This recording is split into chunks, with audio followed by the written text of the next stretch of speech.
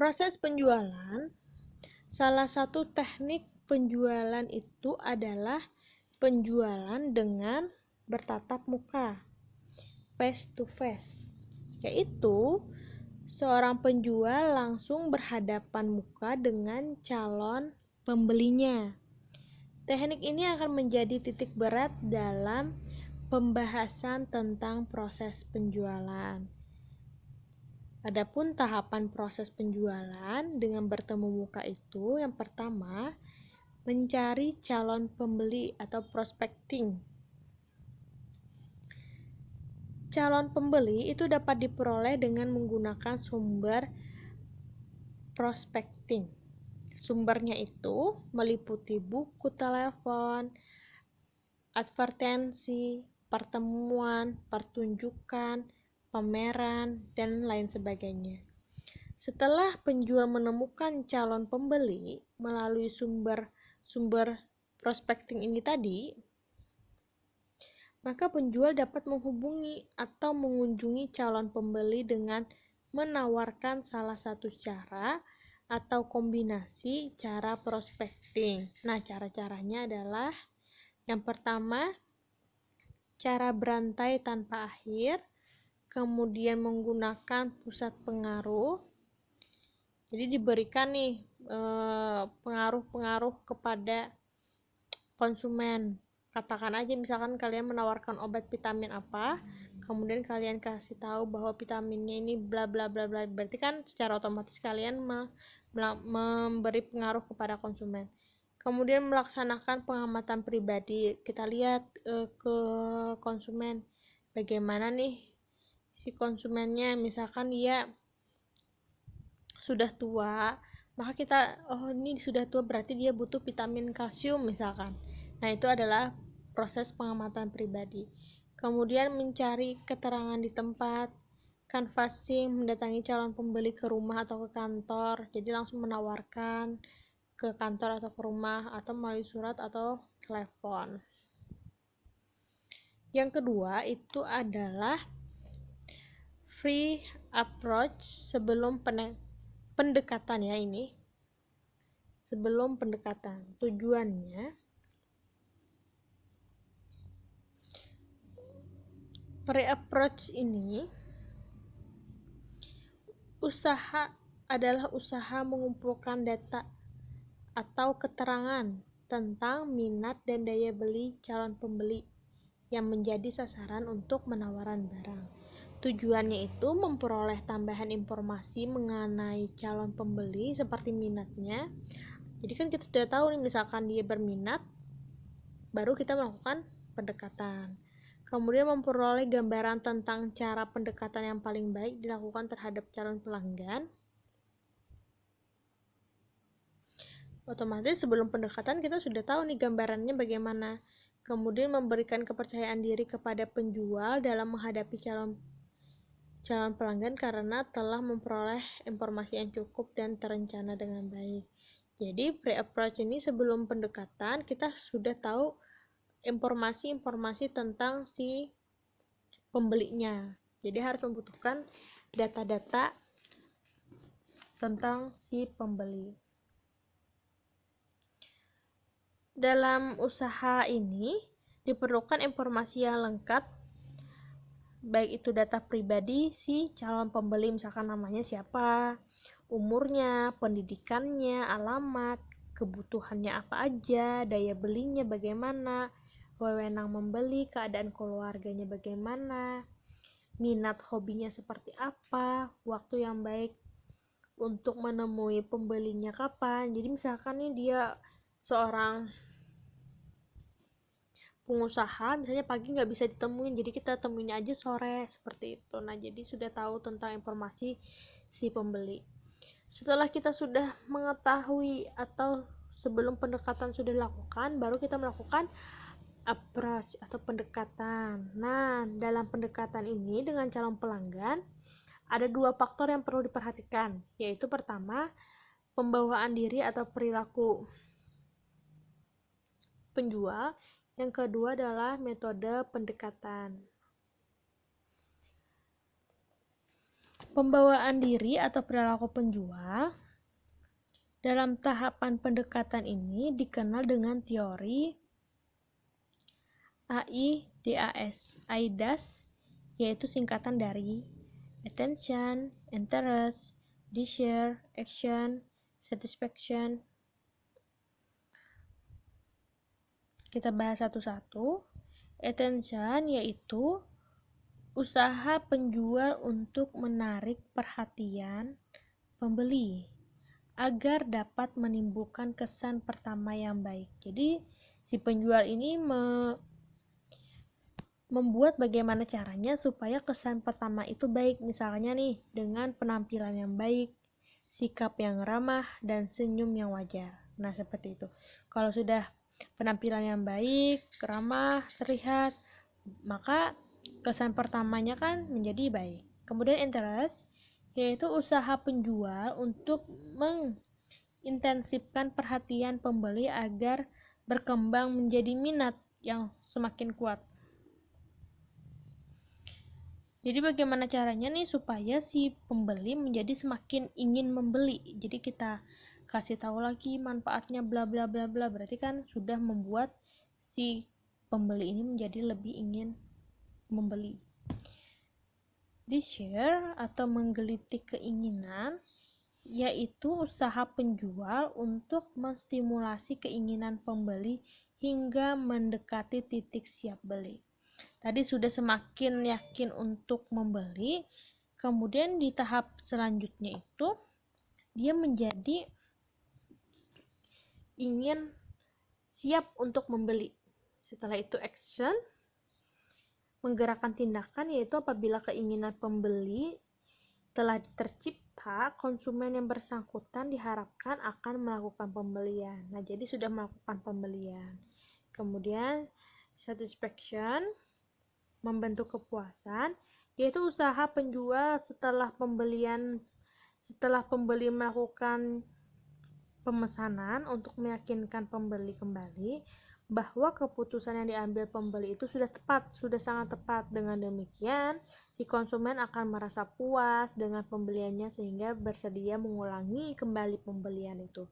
Nah, jadi yang pertama itu harus attention dulu, melakukan supaya kesan pertamanya itu baik. Kemudian interest, dimana melakukan perhatian supaya minatnya semakin kuat. Setelah minatnya sudah lebih kuat, di-share ke dimana supaya mendekati titik siap untuk membeli. Kemudian dilakukanlah proses pembelian. Setelah sudah dilakukan pembelian, baru membentuk kepuasan supaya si konsumen atau pembeli ingin membeli lagi.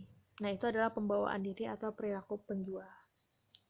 Sedangkan metode pendekatan yang pertama, introductory approach, itu perkenalan yang biasa digunakan oleh penjual dalam menghadapi pembeli yang belum dikenal. Nah, jadi ini adalah perkenalan yang dilakukan oleh penjual terhadap pembeli yang belum dikenal. Penetapan metode ini juga harus disesuaikan dengan situasi dan kondisi. Kemudian product approach,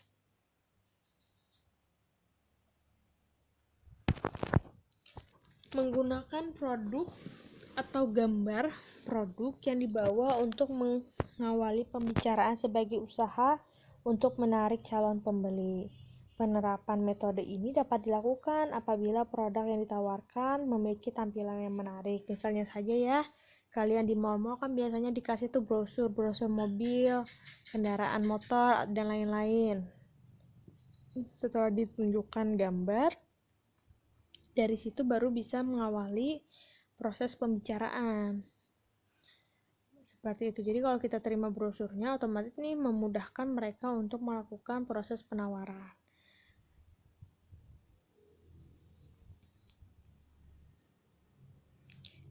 Kemudian, consumer benefit approach atau pendekatan manfaat bagi pembeli, yaitu metode pendekatan yang digunakan penjual dengan menunjukkan manfaat produk bagi penggunanya.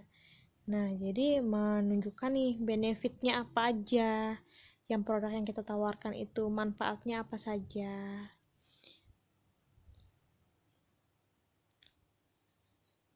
Kemudian yang lanjut lagi, curiosity approach, pendekatan ingin tahu, yaitu suatu pendekatan yang digunakan penjual dengan jalan menunjukkan sesuatu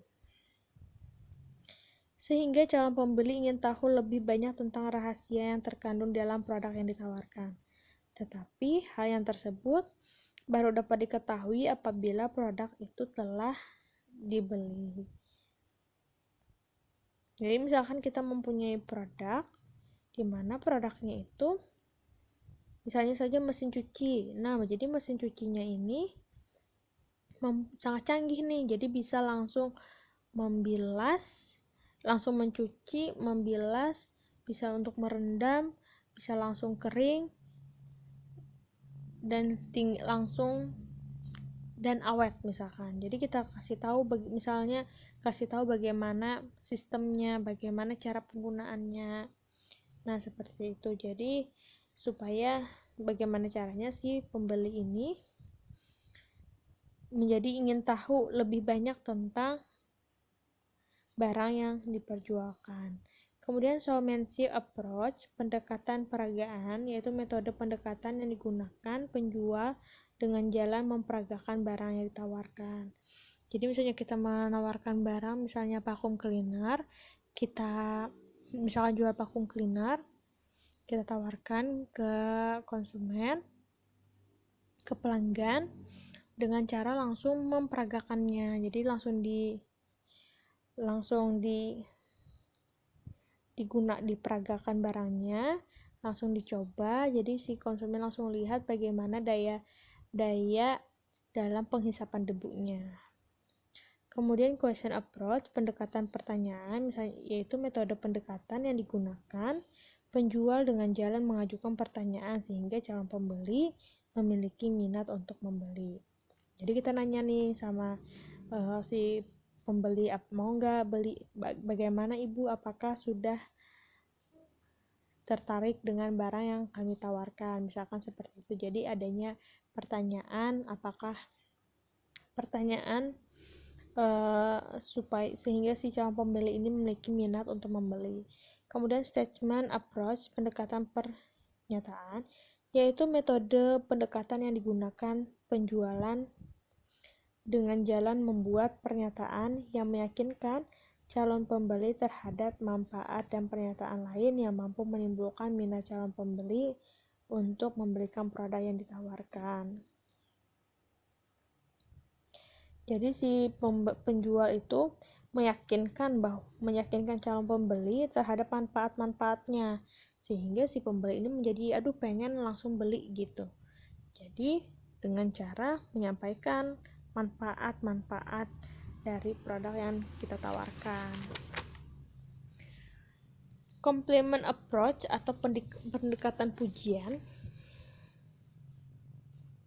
yaitu pendekatan yang digunakan penjual dengan memberikan pujian kepada calon pembeli yang dihubungkan dengan produk yang ditawarkan. Contohnya nih ya, si pembeli mengatakan, aduh cantiknya Anda, sangat serasi dengan gaun ini. Nah, jadi kan pada saat dia mencoba, misalnya kita jual baju, gaun, kemudian dia coba langsung bilang, ya ampun cantik sekali Anda menggunakan gaun ini. Berarti kan otomatis si pelanggan menjadi tertarik gitu.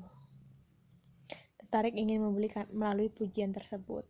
Kemudian premium approach, pendekatan dengan pemberian premi, yaitu metode yang digunakan penjual dengan mengutamakan pemberian premi atau hadiah apabila membeli produk tertentu. Misalkan nih ya, kalian menawarkan vacuum cleaner, apabila membeli 2 maka akan mendapatkan hadiah gratis 1. Nah, jadi kan itu adanya hadiah apabila membeli barang tersebut gitu ya. Kemudian shock approach, pendekatan kejutan, yaitu metode pendekatan yang digunakan penjual dengan menciptakan kejutan kepada calon pembeli sehingga menimbulkan reaksi untuk membeli. Sebagai contoh, berita tentang penurunan harga barang yang sangat tajam. Jadi misalkan ada diskon besar-besaran, atau orang yang datang menawarkan barang, misalnya vacuum cleaner tadi aja, ini adalah sebenarnya harganya misalkan 5 juta, tetapi untuk hari ini harganya dipotong 50%, jadi harganya cuma 2.500.000. Nah, itu kan membuat shock atau membuat si calon pembeli ini menjadi kaget gitu. Itu adalah pendekatan-pendekatan untuk melakukan penjualan dan pendekatan terhadap pembeli. Yang keempat, demonstrasi presentasi atau presentasi. Demonstrasi ini adalah proses penjualan dengan menampilkan dan mendemonstrasikan cara penggunaan suatu produk serta menjelaskan keunggulan dan keistimewaan produk yang ditawarkan tersebut kepada pembeli. Tujuannya itu untuk menunjukkan kepada pembeli bahwa produk yang dijual itu emang benar-benar bagus dan diperlukan. Contohnya ya, kalian ingin menjual produk kosmetik pensil alis misalkan. Nah, pada saat penyampaian langsung melakukan demonstrasi penggunaan pensil alis tersebut kepada model misalkan. Nah, kalian coba langsung bahwa oh ternyata warna dari pensil alis ini memang pigmented atau memberikan warna yang sangat bagus sehingga pembeli menjadi ingin membeli. Hal yang diperhatikan itu hanya menunjukkan hal-hal yang penting saja. Jangan berbelit-belit, jadi langsung ke poinnya. Kemudian menggunakan kiasan, metafora dan sebagainya. Kemudian menggunakan bahasa yang mudah dimengerti calon pembeli, berbicara jelas, teratur, logis dan benar. Jangan nanti bicaranya dengan bahasa-bahasa yang susah dimengerti. Kemudian memberikan kesempatan calon pembeli untuk bicara atau mencoba menggunakan produk yang didemonstrasikan. Biasanya banyak tuh, misalkan kalian menjual produk, ingin lihat testernya dulu gitu. Nah, dengan adanya bisa melakukan atau mencoba produk itu juga bisa menarik perhatian pembeli. Kemudian argumentasi melayani keberatan. Semua keluhan atau keberatan yang dihadapi itu harus dengan sabar.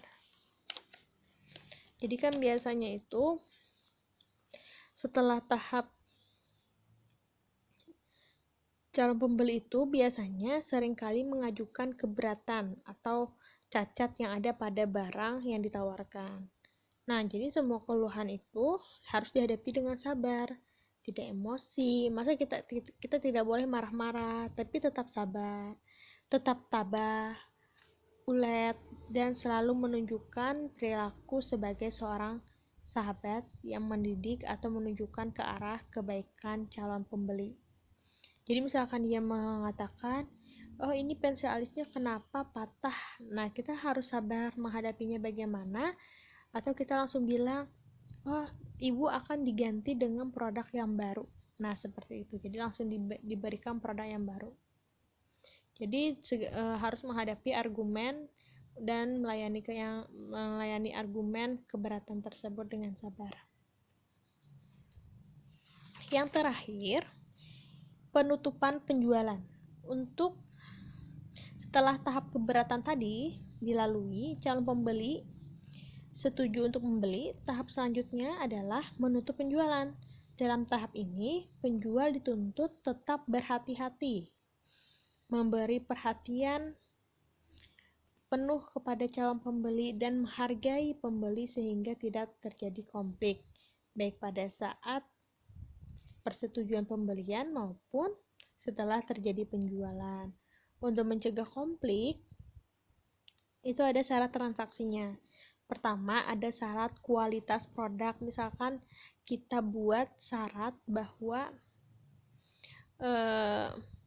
kalau produk yang sudah Kalau kualitas produknya kurang baik, maka akan diganti yang baru. Nah, contohnya misalkan seperti itu.